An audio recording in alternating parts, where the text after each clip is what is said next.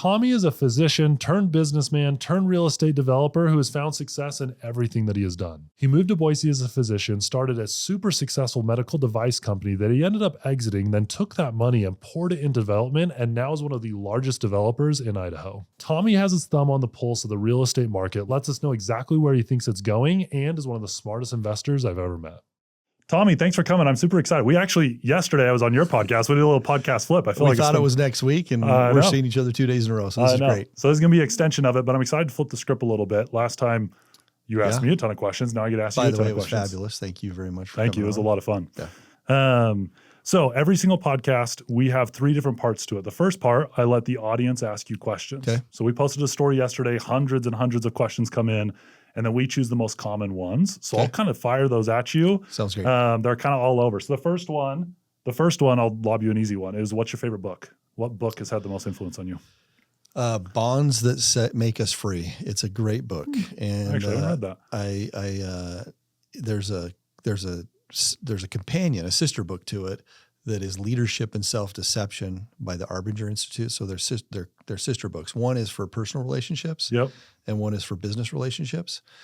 And if you truly read that, understand the principles that are there and how we look at life, the general principle is that a lot of times we tell ourselves a story that makes sense to us, that we like. Yeah. And oftentimes that's not reality. Yeah. So sometimes in relationships, we'll tell ourselves a story. He calls it getting in a box, or the analogy uses like a little 1-year-old that can crawl, that gets stuck under a table, and it's the table's fault, right? Yeah. And I'll think about your business. Sometimes you'll have employees, or you yourself. It's happened to me before. 100%. You start feeling like, hey, the world's against me. I'm picked on. You start telling yourself this story. And if you ever step back and go, what's the reality of what's going on? Anyway, great books, life-changing. I've given them away dozens and dozens of times over my life. That's an easy one. That's a cool one. And it has, you said there's a personal and business. I mean, I'm just sitting here thinking, I'm like, that applies to both so perfectly. The first book was for relationships. And then I was so happy when they came out with the business version, because it was hard to give, an employee or someone that you work with a personal book. Yeah. But this one's easy. It's required material for people that work with me, because it just teaches you some really fundamental principles about interacting with other people. Well, it's going on my list. I'm a big reader. I love that. Okay, next one. It seems like they're an outer stater, but they said, do you think Idaho real estate has the potential to keep going like it has? What's your view on Idaho real estate the last couple of years and where it's going the next couple of years? Yeah. So, it's interesting. I've been doing it a long time now. So you go back to 2000 in the 90s when I got here, and you see what's happened. For a long time, we were kind of not discovered. I mean, you would talk about Idaho and Boise and how wonderful it is. The fundamentals of why this place, the Treasure Valley, is so great, they've been here for a long time. But what happened, and then especially COVID kind of threw, gasoline on the flames that were already going. But people found out how wonderful this place is. Yeah. And some of it's policy. I mean, I think you look at years and years, decades of great governance, and some of it's just safety because of that policy. Some of it's a little regulation. And then you add the beauty of this place, right? We got the university in downtown. You have the river. You have the outdoors. You have culture. And you're pretty easy to get a lot of different places, climate. And you add all that up, it's not going to stop. It's not going to stop. Yep. So people that want to stop it, I always say, it's interesting too, because I was an ER doctor, and everyone would say, why are you becoming a developer? Those guys that take advantage, I don't know. There's some negative connotations. That's honestly the next question. There's negative connotations for people that develop.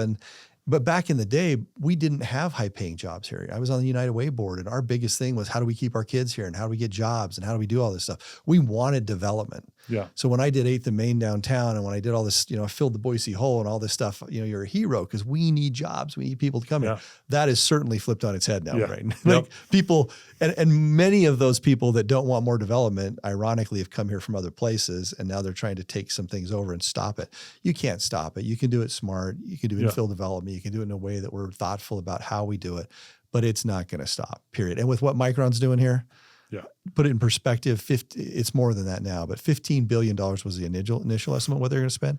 10 years of the total value of building permits of the city of Boise was $10 billion. Jeez. So the amount of dollars, the amount of companies that are going to come here, the amount of employees, it's not stopping. Yeah.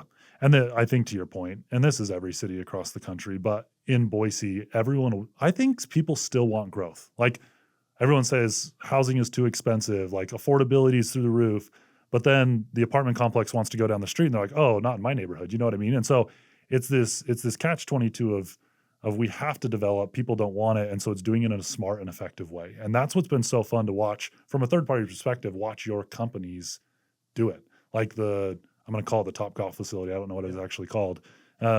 Perfect location for something exactly like that. Same with 10 Mile and the freeway. Like it's been fun to watch you find a piece of property and then put the perfect thing into it, where from an outside perspective, it feels like the community is behind you in almost every one of your developments because of the way you structure it. Yeah, it probably sounds like, hey, anyone's going to say that, but we try to do things. I mean, we love this place. This is home. This is where our home and relationships and families are. And so we try to do things that bring value to the community. Each project has a story. You just brought up where Topgolf is. It is funny. I did a lot of stuff downtown. So we did the Zions Bank building. We filled the hole. We went across the street immediately. We did City Center Plaza, where there's the bus station underneath. We bought the U.S. Bank building. We then did Pioneer Crossing, which is where you come off the freeway. So we did a lot of downtown work. We were doing other things. We did Mace River Ranch. We did some other things that were residential. We did the project we're sitting in today. Yeah. So we did some other things.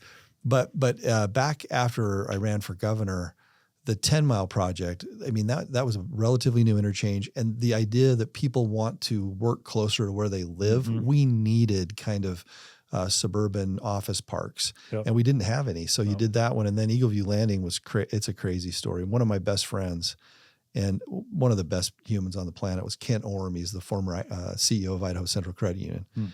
And I had tried to develop where Topgolf is 3 different times. I had it under contract and it always fell through. There's crazy long stories about each time it fell through, and it was just too hard. At one point, it was owned by the Idaho Elks. It was a corn maze. It was in the middle of the most prime real estate. The corn maze, the Lowe's leased the farm from the Elks. Yep. And when you get it under contract, you had to go deal with the Elks, and it was really hard. But every time it fell through, it was just brutally hard. And it was honestly one of those projects that I wanted to do so bad. Yeah. And Kent calls me. I'm driving down the freeway, and he's like, "Hey, what are you doing?" And I'm like, "Just driving down the freeway. What's up?" He's like, "You're going to die when I tell you. I've been under an NDA, so I couldn't do it, but I just closed on the property at I-84 in Overland. Do you know it?" And I just start laughing, and I'm like, "You've closed on it?" And he's like, "Yeah." He's like, I'll have you build me a building, but then what do you want to do with it? You guys develop out the rest of it. You want to buy the rest of it from me? So cool.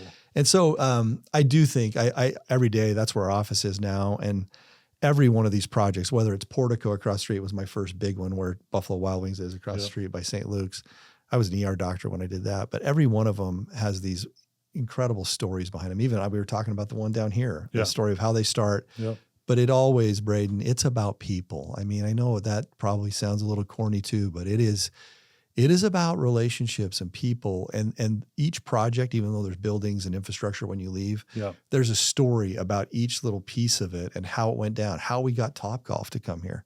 Because we had them sign, we had the ink was almost ready to be put on the paper, and then COVID hit and it died. And we never thought we'd get them back, and how we got them back, and how we moved them in. And so each one of these is incredible stories, and I feel very grateful when I talk about them, because they all have wonderful relationships associated with them and how we were able to do them. Yeah, that is so cool. And watching from a public view, watching when you have the people and the stories and the relationships, that's what comes through inside your developments. And it's a lot of the local people, and I'm sure every single city across America can relate to this.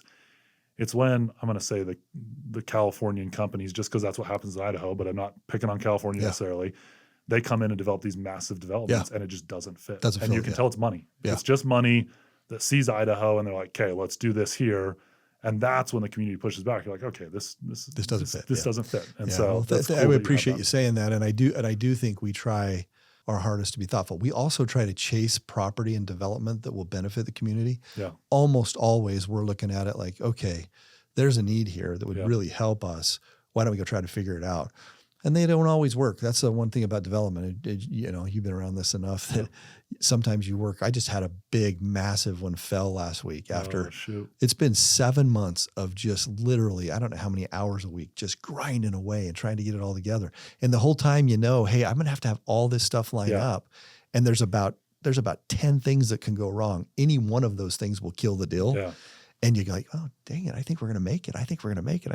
And then it just died last week. And when it does, you just go, let's go on. Dang. That our tagline at our company is ever onward. And I love that because that's the attitude. It's like, okay, great. What's next? Yeah. And it's a healthy way it's not for everyone. I probably should say this early. I've got the most incredible team. I've got a team of guys and gals. They've just been with me for a really long time. And the clubhouse is just tight. I mean, it is, we think alike, we act alike, we just, and that's the tagline. It's more than a tagline. Ever onward. Let's go. What's next? That's cool. Okay. I'm going to use that to launch forward into kind of the second part when we talk about your story. So give us a little bit of background. ER doc. We got a little bit of it. So you were an ER doc and then got into development. How'd you get to Idaho? What kind of medicine? How long were you in it before you started dabbling in other stuff? That kind of. Yeah, it's crazy. So I grew up in if anyone's from Utah, I grew up when I tell people where I'm from, I'm from Magna, Utah. So blue collar, Kennecott, Copper town. Both sides of my family, as far back as they go, they all worked at Kennecott Copper. They were blue collar, mining workers. That's what they were. Both my grandfathers, that's what they did. My dad worked there. My dad was an electrician at Kennecott Copper. Growing up, my dad, he worked at Kennecott Copper as an electrician. He pumped gas and he framed houses. Wow. Hardest working guy I've ever known. And he knew a little bit about everything. Well, when I was in my teenage years, I don't know why I was entrepreneurial, but I had a lawn mowing business and I mowed everyone's lawns. I had a cleaning business and I did all that. So I always wanted, I don't know where it came from because I didn't know anybody like that. And then I always wanted to be a doctor. So that was my thing. And I wanted to be a pediatrician. There was a little old doctor on the corner, Dr. Knowles. And the irony of Dr. Knowles is he was this morbidly obese, like probably 350-pound pediatrician, but he was the nicest guy in the world. And he would give you lollipops. You would go to see the pediatrician. And when you left with like pockets full of lollipops. But I wanted to be Dr. Knowles. So that's where the doctor thing came from. And, but when I was a teenager, I'm getting to the development side. My dad was wiring a building in Magna, Utah on the side as a side job. So he was doing his electrical work, and the Boyer Company was building the building. They were the owners of the building, and they said to him, "Hey, you kind of know what you're doing. Do you want to be kind of our project manager and oversee this? We'll give you a few $100." Well, that turned into him leaving this kind of hodgepodge of blue collar jobs and going and working for a developer, the Boyer Company in Utah. So then my teen years, and then later on, I saw that, and I'm like, that is an intriguing business. Interesting. And so when I went to medical school, which I definitely wanted to do, another really quick story, I go to the University of Utah.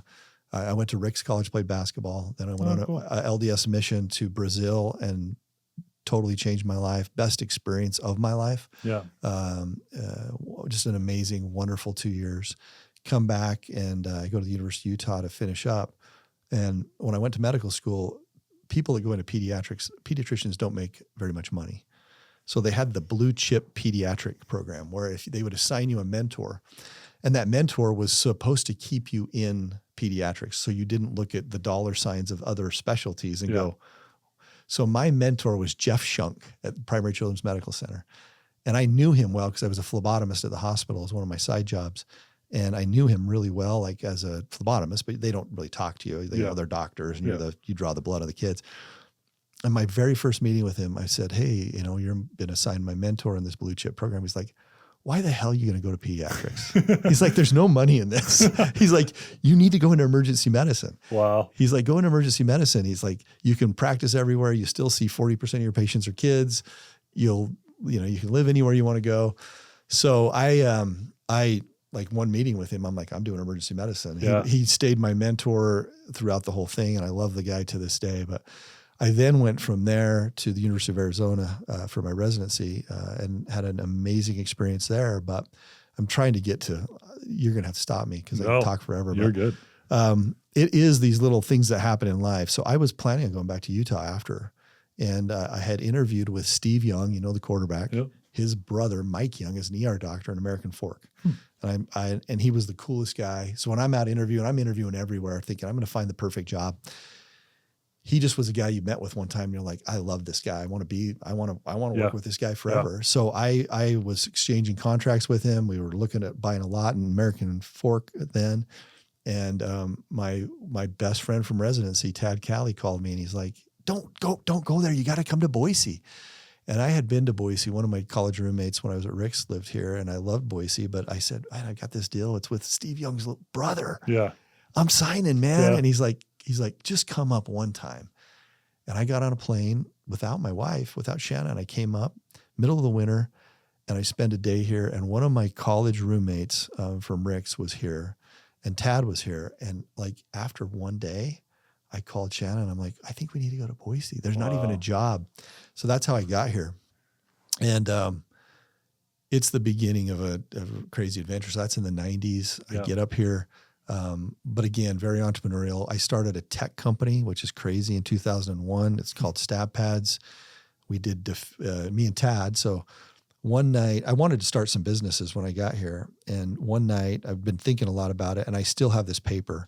I woke up in the middle of the night and I thought, I had 4 ideas, and I wrote 4 of those ideas down, and I've done 3 of them. Oh, that's cool. But it was in the middle of the night, and one of them was Stat Pads. And the reason why I was taking care of a guy who died of a heart attack at St. Luke's Hospital, and he was on a local golf course, collapsed with a cardiac arrest. They had a defibrillator there, but it was under the counter, and they didn't know how to use it. And they didn't know anything about it. And if they had, the statistics are, if you can get defibrillated, for every minute you're down, your chance of survival goes down by 10%. So, within 3 or 4 minutes, you're going to survive. Within 7 or 8 minutes, you're probably not. And he died. And I thought, man, these things are new. What are the barriers to getting these things all over the place? So we dove in and we got our medical licenses in all 50 states. We wrote software. Wow. We went to the people that were selling them. And anyway, 17 years later, we sold the business, but it was an incredible business. So super entrepreneurial. I'm doing stuff. And then remember, my dad worked at Boyer Company. I'm doing shifts at St. Luke's Meridian right there on Eagle Road. There's a subdivision right next to me. And I'm like, someone ought to buy this subdivision. This is going to be my first project. So I worked night shifts at the ER, and every morning I'd go on my scrub and I started knocking on doors. It was a subdivision there at the corner. And honestly, when I started doing it, I thought, I'll bet I can buy up enough on the corner to maybe do a Walgreens. Yeah. Or maybe, but the more I knocked, I thought, man, and I started putting all these houses under contract, and pretty soon I was out of money, and I'm like, okay, I can pull this off, but I'm going to need a partner. And that's how it all started. That was my first project. So for someone, I want to break this down for the average person. When someone's working that 9 to 5, it was all after hours work that you started putting this in. Yes. Were you using personal money? Did you go find money? Yeah, I don't get asked these questions, but I knew I would with you because this is the way you think. When I look at people that have been my mentors and people that are really successful, they're always mitigating risk. Yeah. They are. Yep. And from the outside in, when you look at them, you'll say, oh, they did something super. That guy left medicine. He left after going, you go to school forever, you grind, and you left medicine. And nothing could be further from the truth. It is so mitigated. So yeah, I'm working full-time as an ER doc, night shifts. So you do 12 a day, 12 a month. Many of them are on weekends. Yeah. I'm getting off at 7 a.m. I'm sleeping for 2 or 3 hours, and I'm up and I have the rest of the day. So all these business ideas and everything I did was run, but my job, my core job was always there. And I did them both for a long, long, long time. In fact, it was really hard. It's a whole nother story of how I finally just gave up medicine or stopped doing shifts. Yeah. But I still own other medical related businesses. I think I didn't really ever leave medicine. I'm still in it. I just don't do shifts in the ER anymore. Yeah. And I will also say one other thing about that. For people, I get asked all the time, what about healthcare? Healthcare this, healthcare that. I loved it. I loved it. I love my partners. I love doing night shifts. I love the medicine. I love the science. I miss it. I would encourage anyone to go into it. But back to your question, it was mitigated, man. I didn't. Yeah. You start these other things, you just work harder, right? And God gives us 24 hours a day, and you can choose a lot of things with your life. And I look at some of my friends and partners that got really good at golf. Yeah. They did. And I like business. I like creating things. I don't even think with Stat Pads or some of the other companies we've done, it's more about the passion and thrill of creating something than it is about what the outcome's going to be. And I always tell people this too. If you're doing it for the right reasons and you're passionate about what you're doing, you're growing a business that's going to be valuable anyway. So a lot of people say, well, are you thinking about the exit when you started? And you're like, no. Yeah. Do it because you want to do it and grow it because you love it. But yeah, while you're doing it, you are going to be perfectly aligned with an exit or being able to create value later on.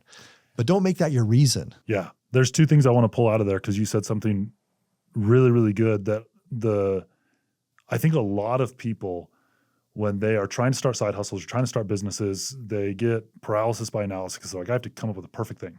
Like I have to do it. So often, and it was the same in my life, the businesses that you start are a result of being in an industry where you naturally have a leg up. Yeah. Like you are boots on the ground inside. You're in the ER. You're seeing it. This case came across your desk. You saw a problem. You look at it and you're like, wow, this isn't here.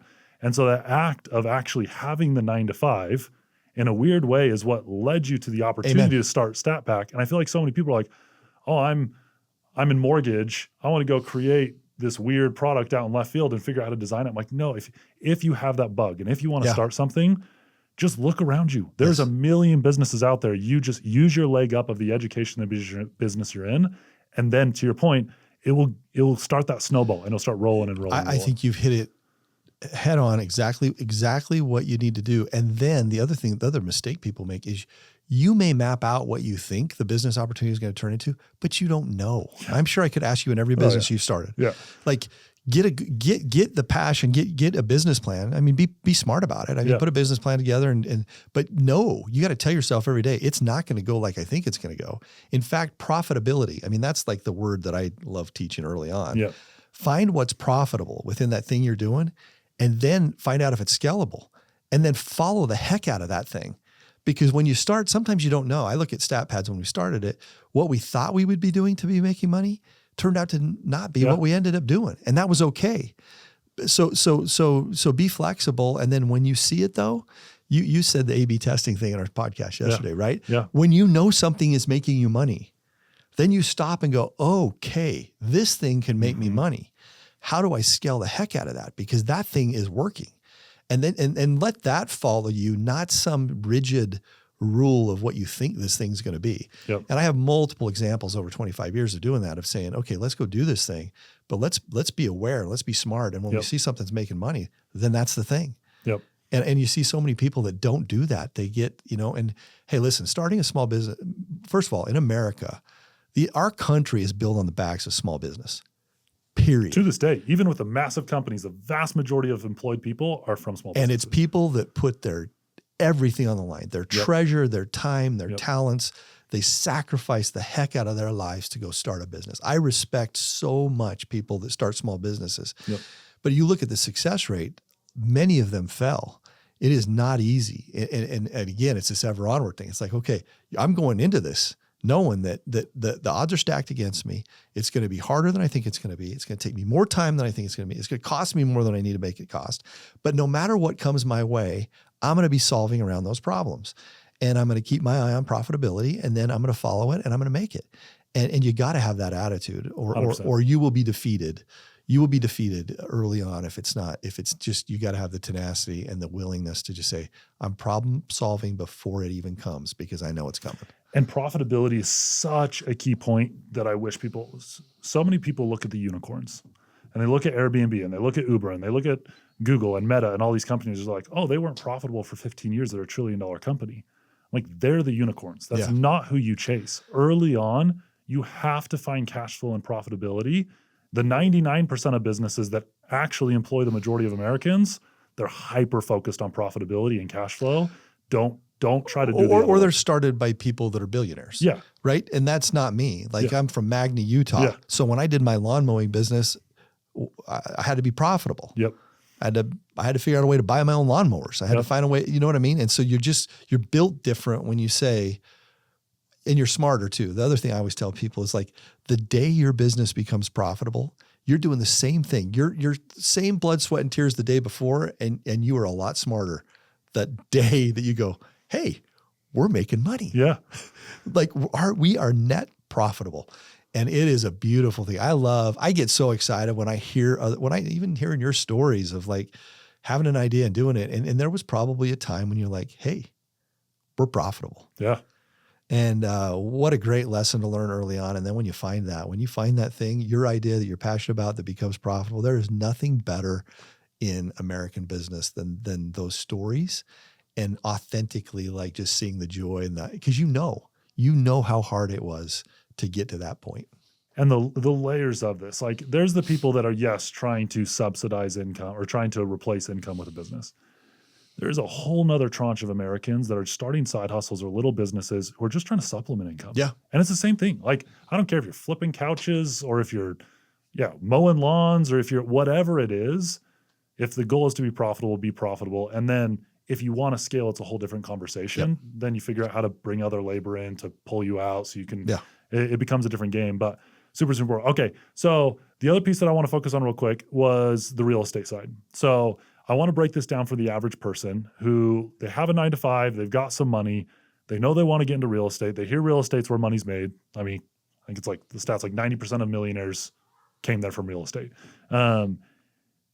Did you use other people's money? Do you think you can use other people's money? Did you use your own money? Walk me through your first one. You were in ER. You just told us you were using your own money to put these on a contract. Yeah. Walk me through your process. And then if you were to give advice to an everyday person, how they can get into real estate, ground one. I think the beautiful thing is the pathways within real estate are so varied, right? Yeah. I mean, it means so many different things. So at any level of income you have, you can invest in real estate in a smart way. That's what's beautiful about it.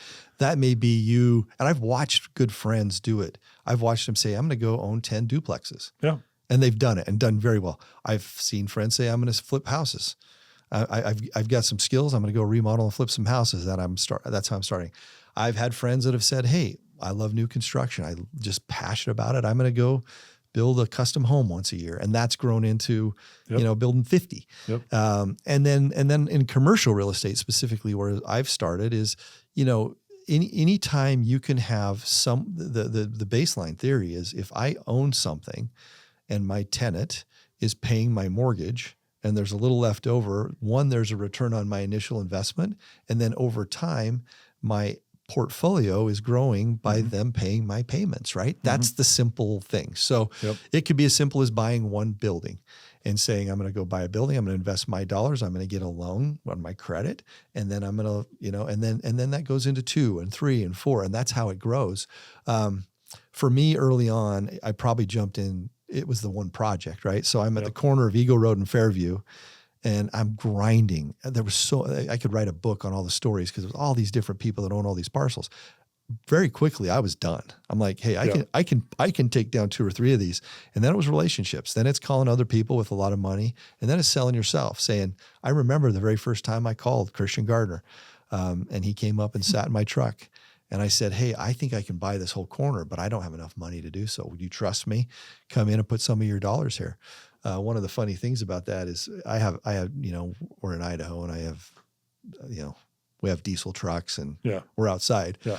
And I'll never forget, we're sitting there in that subdivision, that old subdivision. I'm trying to pitch him, and he looks at me. He's like, hey, I'm going to listen to you, but can you just turn off the diesel? He's like, your carbon footprint is growing by the minute. That's too funny. So I always remember that. But that was my first meeting with him. He came up, and I sat down, and here's a second generation family, with a lot of money in real estate, and we partnered. And so there's ways to partner. There's ways to grow it yourself. There's ways to start small. But however it is, I think real estate, it's always going to be investing in yourself. Yeah.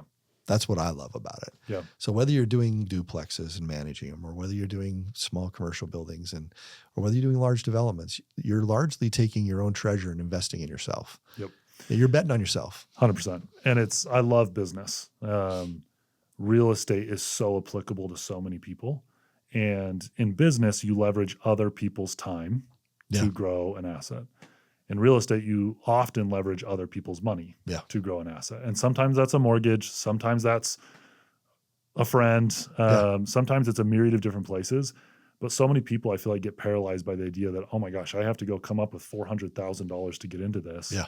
And that's often not the case. Yeah. You can seller carried, you can get investors, you can syndicate it. You can, like, there are so many different ways. And so my biggest piece of advice for those people that are out there is like, if that's what you want to do, just start researching. It doesn't take that long on Google to start figuring out all the different ways that you can finance in, take down, buy, commercial, residential, duplex, flip, house hack. Like, just trade your way up for 10 years and get a house every other year. There's so many ways. And by and large, people are very willing to share information too. They're very willing to help you. You know, I'm big on mentorship. I'm just huge on mentorship. I think I look at my life and the mentors I've had, the mentors I still have. And I think within real estate, there are people that will tell you their secret sauce, and their secret sauce can be different than the next guy, but just listen to that, get advice. Here's how I did it. Here's what I would do. Times change. I mean, you go back to some of the old school real estate guys that I've spent time with, and you look at what they were doing in the 80s and 90s and then the early 2000s. I mean, it changed. I mean, banking law, Dodd-Frank law changed. I mean, there's some shiz that goes on that changes all of this stuff. And every time it changes, those people that react and figure it out are the ones that are going to do well. So change is constant, but kind of having an eye for deals. You know, I'm just a deal junkie. I mean, I was 5 minutes late to this because I got a call from a guy that he's like, hey, I know you're too busy, but, and I'm sitting on the phone with him like, I'm in, what are we going to do? I mean, it's just fun. It's just really fun. It gets my juices going. And I think real estate's great for people, whether it's a side hustle, whether it's your primary thing, it's a great way to earn additional income or become your main thing. Yeah. Time is flying. I want to get to the last part, but I guess my biggest takeaway is both of us. Tiny towns. Eagle, when I was growing up, Eagle is not Eagle. Like, there was one stoplight, there was 14 corn mazes from the freeway to here. Brookwood wasn't there. Like, it was a completely different town. Exact same story you have. But through opportunities, invest in yourself, being willing to take a little bit of risk. But I think you said something so important, mitigated risk. Risk to reward is one of my least favorite comments that people make, because they're like, you can't make money without massive risk. I'm like, yes and no. It's not true. I don't buy that. And what I would say is, like, when any deal you do, you should stop and say, what is the worst thing that could happen, and plan on that happening. And as long as you're always doing that, one, it helps you for when those problems come. You're like, hey, I've planned for this. And secondly, it does happen. I mean, it does happen. And as long as you know what you're going into, but it's mitigated. If you have a plan, say, okay, if the worst thing that happens, then here's what I'm going to do, because I've already thought through it. Anyway. And my real estate company, we always talk, we take every single underwrite through 2008. That's our worst case. It was like, let's chuck it through 2008 with our modeling and see what happens for that purpose. Like, let's assume that's a very bad real estate world for their 3-4 years. And buddy, what's going to happen? You think about my first project, Portico, I had two empty medical buildings that are still there. I had signed Buffalo Wild Wings on my building. We had Still in the Air on that 6-story office building. And Lehman Brothers shut down, and every bank we had called us and said, we're out, we're done. And you're like, what do you mean we're done? And somehow we made it through. It's a crazy story. And during that, it literally, you find yourself in the fetal position thinking, what have I just done? And you're like, okay, I'm going to figure this out. And every single day you figure it out. But wisdom comes from those experiences. It doesn't come from success. Okay, so I ask the same 5 questions to every single guest that comes on the podcast. These are kind of rapid fire, just pretty quick, but it's so fun to see the differences in answers from the myriad of guests. So I'll fire these at you. So first one, if you were to start over from scratch with $5,000 to your name today, how would you approach building a business or wealth? What would you do? Where would you go? How would you restart?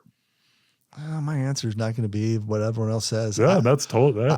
I look at my path going into medicine and then flipping over. I wouldn't change it. And a lot of people have said, would you have changed it? Would you gone straight into real estate? Or would you gone to? I wouldn't. I think the experience you have is the experience you have. I would be smarter about. I would focus on profitability earlier on, and I would hopefully learn some of the lessons that took me longer to learn quicker. But man, I don't know. I don't second guess. I'm not one of those. Well, and I love that. And that's exactly the purpose of these questions is I've had so many, like quite literally billionaires on here. We're like, I wish I would have gotten into business sooner. I wish I would have gotten into business sooner. You're going the other way. I had a great W-2 job.